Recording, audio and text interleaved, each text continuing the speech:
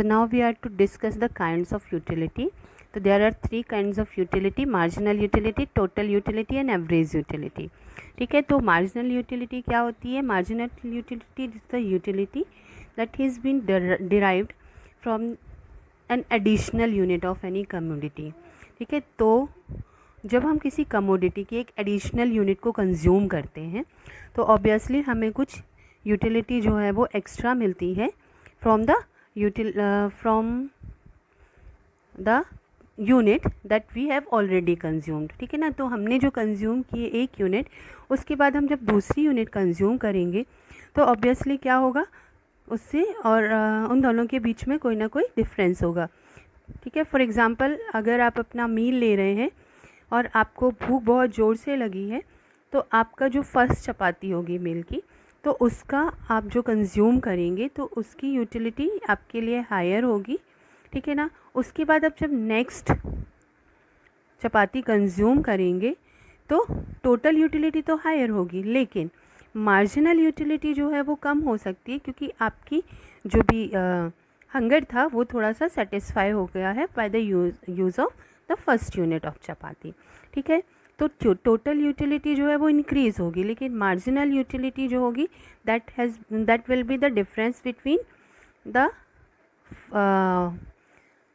Total utility of the consumption of first unit and the second unit. तो second unit से हमें जो consumption करने के बाद में टोटल यूटिलिटी मिली है और फर्स्ट यूनिट जब हमने कंज्यूम की थी तो टोटल यूटिलिटी मिली थी. उन दोनों के बीच के डिफरेंस को हम क्या कहते हैं? मार्जिनल यूटिलिटी कहते हैं. ठीक है, तो मार्जिनल यूटिलिटी जो है उसके लिए कुछ एक चीज़ें जो होती हैं वो कंडीशंस एसेंशियल होती हैं, जैसे consumption should be taken place at one particular time. ठीक है, एक यहाँ पे अनब्रोकन चेन होनी चाहिए. ऐसा नहीं है कि एक चपाती आपने अभी कंज्यूम की 2 बजे और हम उसके बीच का मार्जिन निकालें. No, at the same time जब आप कंटिन्यूसली उन्हें ले रहे हैं तभी हम उसकी मार्जिनल यूटिलिटी निकालेंगे. ठीक है ना, तो मार्जिनल द यूटिलिटी जो होती है उसमें आपको कंटिन्यूसली कंजम्पशन जब आप कर रहे हैं तभी आप मार्जिनल यूटिलिटी निकाल पाएंगे. ठीक है ना, और तब तक हम निकालेंगे मार्जिनल यूटिलिटी जब तक कि फाइनल कंजम्पशन यानी लास्ट हमारा कंजम्पशन ऑफ यूनिट ना हो जाए. तो मार्जिनल यूटिलिटी स्टार्टिंग जो होगी वो तो पॉजिटिव से होगी, लेकिन जैसे कि आप अगर अपनी हंगर का एग्जांपल लेते हैं तो एक सपोज़ करिए आपकी कैपेसिटी जो है खाने की 3 चपातीज़ हैं, तो फर्स्ट आपको सबसे ज़्यादा मार्जिनल कंजम्पशन मिलेगा, मार्जिनल यूटिलिटी मिलेगी क्योंकि वहाँ पर आपको बहुत ज़्यादा भूख लगी थी. सेकेंड यूनिट आप जब कंज्यूम करेंगे तो फर्स्ट और सेकेंड मिला करके टोटल यूटिलिटी तो ज़्यादा होगी, लेकिन मार्जिनल यूटिलिटी जो होगी वो फर्स्ट आपकी चपाती से सेकेंड की थोड़ा कम होगी. ठीक है ना, थर्ड आप लेंगे तो थर्ड अब आपकी बस इसके बाद आपका कैपेसिटी ख़त्म होगा और अगर कोई आपको फोर्थ चपाती दे देता है तो देन क्या होगा, वहाँ पर आपकी नेगेटिव यानी ज़ीरो यूटिलिटी हो जाएगी, वो आपकी ज़रूरत ही नहीं थी. एंड उसके आगे भी अगर आप उसकी यूनिट्स को कंज्यूम करेंगे तो आपकी जो यूटिलिटी है वो नेगेटिव हो जाएगी. हाउएवर टोटल यूटिलिटी जो है वो तब तक बढ़ेगी जब तक कि मार्जिनल यूटिलिटी पॉजिटिव होगी, और जहाँ मार्जिनल यूटिलिटी ज़ीरो हो जाएगी आपकी, वहाँ पर टोटल यूटिलिटी जो है वो कांस्टेंट हो जाएगी. ठीक है, यानी वो उसके आगे की यूनिट और उस यूनिट पर एक जैसा ही टोटल यूटिलिटी होगा. और जैसे ही मार्जिनल यूटिलिटी डिमिनिश करना स्टार्ट होगी यानी नेगेटिव होने लगेगी, आपकी टोटल यूटिलिटी भी डिक्रीज़ होना स्टार्ट हो जाती है. ठीक है, तो आप अपनी टोटल यूटिलिटी और मार्जिनल यूटिलिटी को चाहें तो डायग्राम के थ्रू भी प्रेजेंट कर सकते हैं. So here in this diagram you can see that कि this A to F this is the marginal utility. ठीक है, जो एक पोजीशन तक जा कर के क्या है, यहाँ इस पॉइंट पर आई, ये पॉजिटिव थी. ठीक है, यहाँ पर आकर के ये E पॉइंट जो है वो आपका ज़ीरो यूटिलिटी बता रहा है, मार्जिनल यूटिलिटी, और उसके बाद मार्जिनल यूटिलिटी जो है वो क्या हो गई, नेगेटिव. एंड यहीं पर CD लाइन जो है वो आपका टोटल यूटिलिटी शो कर रहा है. तो सबसे ज़्यादा एट द C पॉइंट और फिर धीरे धीरे जो है D पॉइंट तक वो डिक्रीज़ हो रही है. ठीक है, तो इनके बीच में यही रिलेशन होता है कि जैसे जैसे आपकी मार्जिनल यूटिलिटी पॉजिटिव में होगी तो टोटल यूटिलिटी इंक्रीज़ करती रहेगी। जब मार्जिनल यूटिलिटी आपकी ज़ीरो हो जाएगी तो टोटल यूटिलिटी जो है वो कांस्टेंट हो जाएगी, और जैसे ही मार्जिनल यूटिलिटी नेगेटिव होना शुरू करेगी आपकी टोटल यूटिलिटी जो है वो डिमिनिश यानी डिक्रीज़ करना शुरू कर देगी। ठीक है। अब थर्ड टर्म है एवरेज यूटिलिटी। एवरेज यूटिलिटी से मतलब आपने जितना यूनिट्स कंज्यूम किए और टोटल यूटिलिटी जो मिली तो उसके बीच का एवरेज क्या है। सपोज़ करिए आपकी टोटल यूटिलिटी 10 है और आपकी जो यूनिट ऑफ कमोडिटी वो 1 है। ठीक है। तो अगर हम 10 को 1 से डिवाइड करेंगे तो हमारे पास ऑब्वियसली 10 ही निकलेगी एवरेज यूटिलिटी। लेकिन अगर हमने टू कमोडिटीज़ कंज्यूम की हैं और टोटल यूटिलिटी हमारी 18 है, तो जब हम 18 को 2 से डिवाइड करेंगे तो हमारी एवरेज यूटिलिटी क्या निकलेगी, 9 निकलेगी। ओके। तो जब भी हम हमारी यूनिट्स ऑफ कमोडिटी जितनी भी हमने कंज्यूम की है और उसके रिस्पॉन्स में जितनी हमको टोटल यूटिलिटी मिली है उनके बीच में डिवीज़न करते हैं, यानी total utility upon number of unit consume. ठीक है, ये है इसका फॉर्मूला। तो आपके पास एवरेज यूटिलिटी जो है वो निकल कर के आ जाएगी। ठीक है। तो आपकी मार्जिनल यूटिलिटी, टोटल यूटिलिटी और एवरेज यूटिलिटी जो है वो आपको पता चल गई है। ठीक है। अब मार्जिनल का और टोटल यूटिलिटी का एवरेज से क्या रिलेशनशिप होता है, तो जैसे कि हमने ये टेबल देखा, ठीक है, the same table continues on the next page also. So इस टेबल से हमें ये पता चलता है कि जैसे जैसे हम किसी कमोडिटी के यूनिट्स को कंज्यूम करते हैं total utility get on increasing at some certain point, यानी टोटल यूटिलिटी जो होती है वो एक सर्टेन पॉइंट तक जो है वो बढ़ती चली जाती है। ठीक है। हाउएवर मार्जिनल यूटिलिटी जो है वो क्या होती है, डिक्रीज़ होती है, और एवरेज यूटिलिटी भी डिक्रीज़ होती चली जाती है। बट यहाँ पर आप अगर रेट ऑफ डिक्रीज़ देखेंगे तो मार्जिनल यूटिलिटी तेज़ी से कम होती है और एवरेज यूटिलिटी जो है वो उससे थोड़ा धीरे धीरे कम होती है। Okay. At some certain point marginal utility जो है वो ज़ीरो हो जाती है, एवरेज यूटिलिटी ज़ीरो नहीं होती है, एंड टोटल यूटिलिटी जो है वो एक पॉइंट पर आकर के स्टैग्नेंट हो जाती है, स्थिर हो जाती है, और धीरे उसके बाद नेगेटिव हो जाती है। ठीक है, डिक्रीज़ हो जाती है। So mutual relationship between marginal utility and average utility is that कि जब एवरेज यूटिलिटी डिमिनिश होती है तो मार्जिनल यूटिलिटी भी डिमिनिश होती है, पर दोनों का रेट ऑफ डिमिनिशिंग यानी रेट ऑफ डिक्रीज़ जो होता है वो डिफरेंट होता है। ओके। और relationship between total utility and average utility जो है वो कोई डायरेक्ट रिलेशनशिप नहीं है। ठीक है, कि मीन्स अगर आपका टोटल यूटिलिटी जो है वो डिक्रीज़ हो रहा है तो एवरेज यूटिलिटी का उस पर क्या असर पड़ रहा है ये कोई एक डेफिनेट पॉइंट नहीं है। ठीक है ना। तो ये भी जो है कोई डायरेक्ट रिलेशनशिप इनके बीच में आपको देखने को नहीं मिलेगा। ठीक है ना। Now let's see what is the difference between marginal utility and total utility. तो जो दो इम्पॉर्टेंट चीज़ें हैं, दो यूटिलिटी के दो इम्पॉर्टेंट टाइप्स हैं, they are marginal and total. ठीक है। एवरेज तो हम ये पता लगाने के लिए कि जो हमारा रेट ऑफ डिक्रीज़ है यूटिलिटी का वो किस तरह से हो रहा है, तो दैट्स वाई एवरेज भी हम स्टडी करते हैं। बट जब इम्पोर्टेंस की बात आती है तो total and marginal are more important.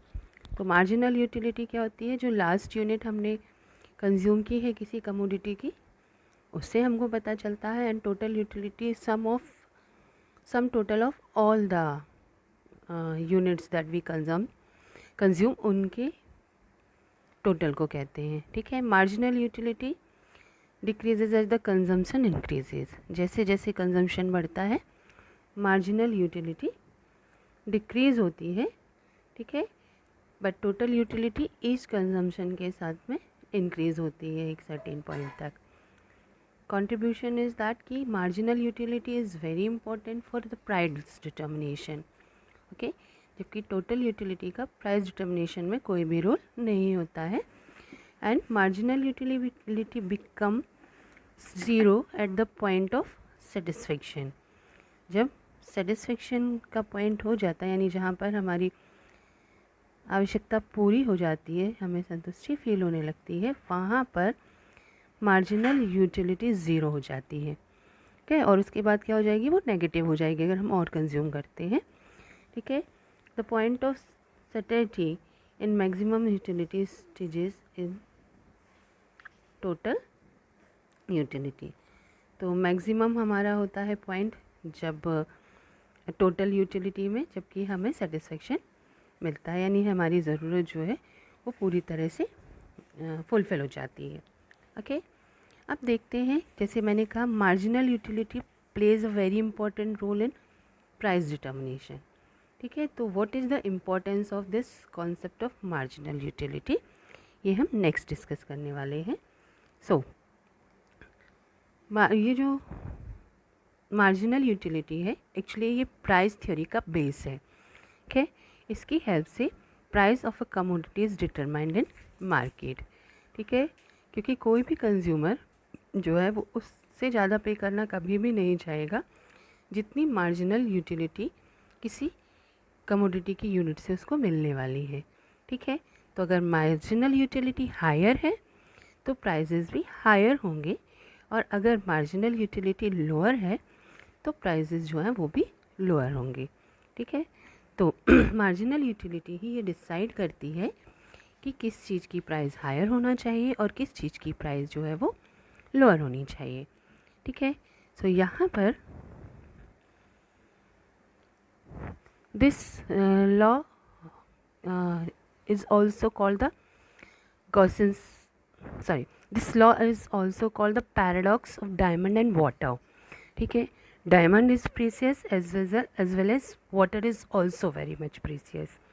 ठीक है, पर marginal utility जो है, यहाँ पर आपने देखा होगा डायमंड क्या है, बहुत ज़्यादा प्रीसियस होता है, जबकि वाटर उस जो है उसकी अगर हम एथिकली देखें तो दैट इज़ प्राइसलेस, लेकिन उसकी प्राइस डायमंड के कंपैरिजन में बहुत ही ज़्यादा कम होती है।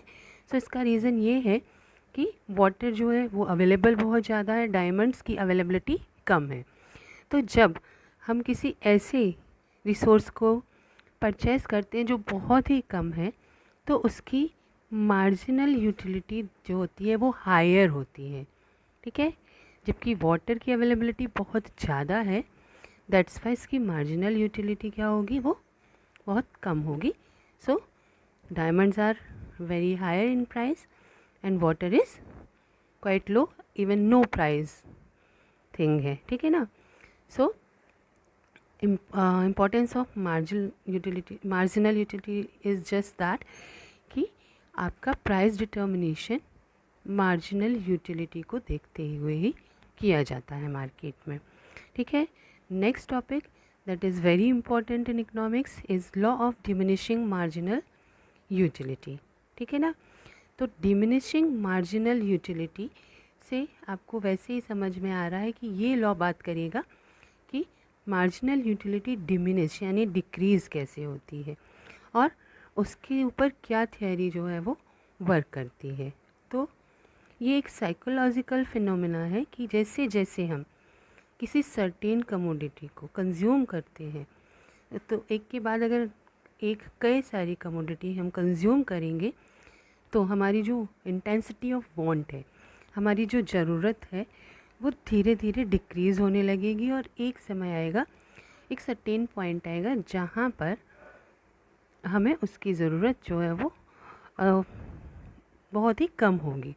ठीक है, और एट सर्टेन पॉइंट आकर के वो जो हमारी नीड है या इंटेंसिटी ऑफ वांट है, ठीक है, जिस तीव्र इच्छा से हम उसे चाहते थे वो कम हो जाएगी। ओके, तो this point is called the point of satisfaction. ये हमारी फुल सेटिस्फेक्शन को बताता है, किसी भी ह्यूमन वांट की फुल सेटिस्फेक्शन को यहाँ पर बताता है। तो इस कंज्यूमर की इस बिहेवियर को सबसे पहले बताया था N Austrian economist H.H. Gaussian ने, जिन्हें इस लॉ का फादर भी कहा जाता है, ठीक है। और आगे जाकर के प्रोफेसर अल्फ्रेड मार्सन ने इसे सपोर्ट किया। That's why this law of diminishing marginal utility is also called first law of Gossen, जो कि हमें ये बताता है कि जैसे जैसे हम अपने स्टॉक में इंक्रीज़ करते हैं किसी भी चीज़ की, या हम कंज्यूम करते हैं किसी भी कमोडिटी को, तो उसकी यूनिट्स बढ़ने के साथ साथ ही उसकी जो भी हमारे लिए यूटिलिटी है वो डिमिनिशिंग हो जाती है, कम होती जाती है। हाउएवर कुछ एक्सेप्शंस भी आपको देखने के लिए मिलेंगे, ठीक है ना। तो आप किसी भी अगर हमारी नॉर्मल डेली नीड को लेकर के देखेंगे तो आपको पता चलेगा कि एक सर्टेन पॉइंट तक आकर के आपका जो यूटिलिटी है वो क्या होने लगती है, कम होने लगती है। सपोज़ करिए in the month of July you are need in of some books, right. तो आपने एक बुक लिया, दूसरा लिया, and after that you don't need any book, है ना। जब आपके पास सारी बुक्स आ जाएंगी उसके बाद उससे ज़्यादा बुक्स की आपको ज़रूरत नहीं है फॉर दैट पर्टिकुलर टाइम, ठीक है। ऐसे ही हम बात करें अगर ड्रेसेस की, तो आप एक ड्रेस लेते हैं, देन दूसरी ड्रेस लेते हैं, देन अदर, तो एक टाइम आएगा जब आपको नीड नहीं होगी, ओके। दैट में be a concept of fashion, जहाँ पर आपको लग सकता है लेकिन उसका यूटिलिटी जो है वो आपके लिए नहीं होगी, क्योंकि आपके पास ऑलरेडी ज़रूरत वाला सामान है। ऐसे ही अगर हम किसी चीज़ पर्टिकुलर एडिबल आइटम की बात करते हैं, तो हमें जब अगर बहुत ही ज़्यादा भूखे हैं तो हम उसे कंज्यूम करेंगे, ठीक है। और उसके बाद सेकंड कंज्यूम करेंगे, थर्ड कंज्यूम करेंगे, तो क्या होगा, धीरे धीरे उसकी यूटिलिटी हमारे लिए ख़त्म हो जाएगी। As I have given you somewhere example of chapati, right. जब आप बहुत हंग्री होते हैं तो आप एक चपाती खाते हैं, आपको उससे बहुत ज़्यादा सेटिस्फेक्शन मिलता है, बट अभी still you are hungry, so you consume one more. But first chapati से सेकंड चपाती का मार्जिनल यूटिलिटी जो है वो कम हो जाएगी। क्यों? क्योंकि फ़र्स्ट चपाती जब आपने खाई थी तो आप बहुत ही ज़्यादा भूखे थे, ठीक है, तो आपकी इंटेंसिटी जो थी वांट की वो बहुत ज़्यादा थी। सेकंड में वो इंटेंसिटी कम हुई, थर्ड में कम हो जाएगी, और अगर फोर्थ दे देंगे तो वो ज़ीरो होगी वहाँ पर, because you don't need that, है ना। तो धीरे धीरे जो है आपकी यूटिलिटी जो होती है वो कम होती जाती है, मार्जिनल यूटिलिटी कम हो जाती है, ठीक है। नाउ लेट्स सी, एक पर्सन की बात इन्होंने की है for the explanation, okay. So suppose करिए any of the person has a very strong desire to eat apples, okay. When okay, so here start with an apple, but actually the person is eating mango, so he must be talking about the mango itself, right। तो suppose करिए किसी person को बहुत ही ज़्यादा desire है कि उसे mango खाना है, तो जब उसको फर्स्ट मैंगो से मिलेगा तो उसकी स्ट्रॉन्ग डिज़ायर को सेटिस्फाई करेगा, ठीक है। तो आपका मार्जिनल यूटिलिटी हायर होगा। सेकेंड जो होगी वहाँ पर इंटेंसिटी कम हो जाएगी, और सो ऑन जो है आपकी इंटेंसिटी कम होती चली जाएगी, ज़ीरो हो जाएगी। और अगर आप 0 पॉइंट से भी ज़्यादा कंज्यूम करते हैं तो वहाँ पर आपका जो सेटिस्फेक्शन है वो क्या हो जाएगा, नेगेटिव हो जाएगा, क्योंकि आपको उस चीज़ की बिल्कुल भी ज़रूरत नहीं है, still you are using that, ठीक है। Now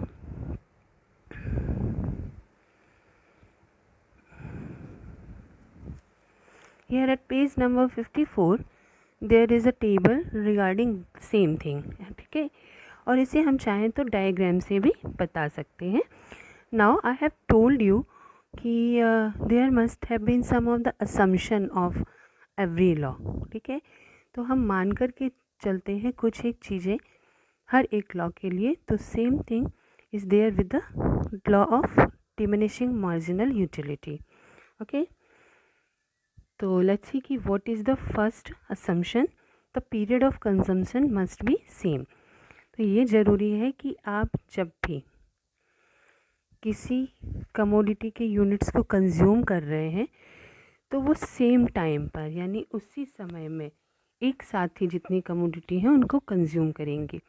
it is not possible कि हम कंपैरिजन करें between the units of commodity जिनको डिफरेंट डिफरेंट टाइम पर यूज़ किया गया है, क्योंकि जब हम टाइम चेंज करेंगे तो ऑब्वियसली आपकी इंटेंसिटी प्रोबेबली हो सकता है कि आगे अभी जो इंटेंसिटी है वो फिर भी बन सके, है ना। तो टाइम मस्ट बी सिमिलर, उसी सेम टाइम पर ही आपको यूनिट्स जो है उनकी यूटिलिटी को चेक करना होगा। सेकेंड इज दैट कि the unit of commodity must be similar in size, quantity and quality.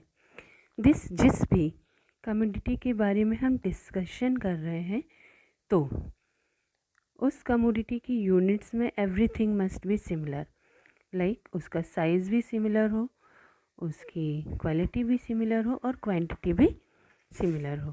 तो अगर आप डिफरेंट क्वालिटी, डिफरेंट क्वांटिटी और डिफरेंट साइज़ की कमोडिटीज़ को कंपेयर करेंगे तो आपका जो मार्जिन डिमिनिशिंग यूटिलिटी का लॉ है वो आपको सही रिजल्ट नहीं दे पाएगा, ठीक है, यानी उसके अकॉर्डिंग आपकी स्टडी सही नहीं होगी। Then the mental state of consumer should remain unchanged. तो कंज्यूमर जो है उसे नॉर्मल कंडीशन होना चाहिए, ठीक है ना। तो हम सिर्फ यहाँ पे बात करते हैं वो थिंग्स की जो कि नॉर्मली हम यूज़ करते हैं, ठीक है, और हमारे लिए कॉमन होती हैं। ओके, अगर हम एक एल्कोहलिक के लिए सेटिस्फेक्शन की बात करेंगे तो वो कितना भी लिकर ले ले उससे सिमिलर सेटिस्फेक्शन ही मिलेगा, ठीक है। तो हम यहाँ बात कर रहे हैं normal commodity and normal state of mind की, ठीक है ना, जो बार बार बदलेगा नहीं। Okay, next is time period of consumption should not be too long. तो कंजम्पशन का टाइम जो है वो बहुत लंबा नहीं होना चाहिए, एक पर्टिकुलर टाइम पीरियड यहाँ पर होना चाहिए, ठीक है, जो कि बहुत लंबा ना हो, क्योंकि जब हम लॉन्ग पीरियड की बात करते हैं तो क्या होता है, कंज्यूमर का टेस्ट, उसकी हैबिट्स, इनकम और फैशन, ये सारी चीज़ें एक लॉन्ग पीरियड में बढ़ सकती हैं। दैट्स वाई जो भी हमारा लॉ है उसके अकॉर्डिंग हमारी स्टडीज़ इन प्रॉपर वे नहीं हो पाएंगी। Okay, and fifth one is that कि the price of commodity should remain same. Commodity जो भी हम कंज्यूम कर रहे हैं उसकी प्राइजेस में चेंजेस नहीं आने चाहिए। And the last assumption of this law is price of the substitute should not change। तो अगर उसी चीज़ का कोई सब्सटीट्यूट है, सपोज़ करिए हम अपने मील्स में चपाती की जगह राइस यूज़ कर सकते हैं, ठीक है ना। तो अगर आप चपाती की स्टडी कर रहे हैं तो वहाँ पर फिर आपको राइस का प्राइस बढ़ने नहीं देना है, ओके, क्योंकि अगर आप राइस का प्राइस कम हो जाएगा, ठीक है, तो भी आपकी चपाती के ऊपर जो हम स्टडी कर रहे हैं वो इम्प्रॉपर होगी, ठीक है, क्योंकि अगर हमारे सब्स्टिट्यूट का प्राइस कम हो रहा है तो लोगों की जो चॉइस है वो शिफ्ट हो जाएगी from the main commodity to the substitute commodity. तो ऐसी कंडीशन में आपकी जो स्टडी है that will not give the appropriate result. Okay, now let's see there must have been some exceptions of this law. Okay, इस law की कुछ exceptions भी हैं, क्योंकि कई जगह होता है जहाँ पर हमारी marginal utility does not work according to the law of diminishing marginal utility, ठीक है। हालांकि इसका जो भी यूज़ है वो यूनिवर्सल है, हर जगह हर एक चीज़ में आप इसे अगर आप इमेजिन करके देखेंगे तो आपको समझ में आएगा कि हर जगह ये लॉ वर्क करता है। जब भी आप किसी कमोडिटी को कंज्यूम करते हैं, ठीक है, एट द सेम टाइम और प्राइजेस भी चेंज नहीं है, फैशन भी चेंज नहीं है, कंटिन्यूसली आप उसे कंज्यूम कर रहे हैं, देन मार्जिनल यूटिलिटी जो है वो धीरे धीरे कम होती है, ठीक है। तो इसके एक्सेप्शंस क्या हैं वो हमें हमें यहाँ पर स्टडी करना ज़रूरी है, क्योंकि कई जगह ऐसी हैं जहाँ पर ये जो लॉ है that does not work in a proper way, ठीक है। सो इसके पार्ट इज अपरेंट एक्सेप्शंस आप स्टडी करेंगे एंड देन रियल एक्सेप्शंस जो हैं वो स्टडी करेंगे, but we will discuss this all in the next video. So this is all for today. Have a nice day. Goodbye.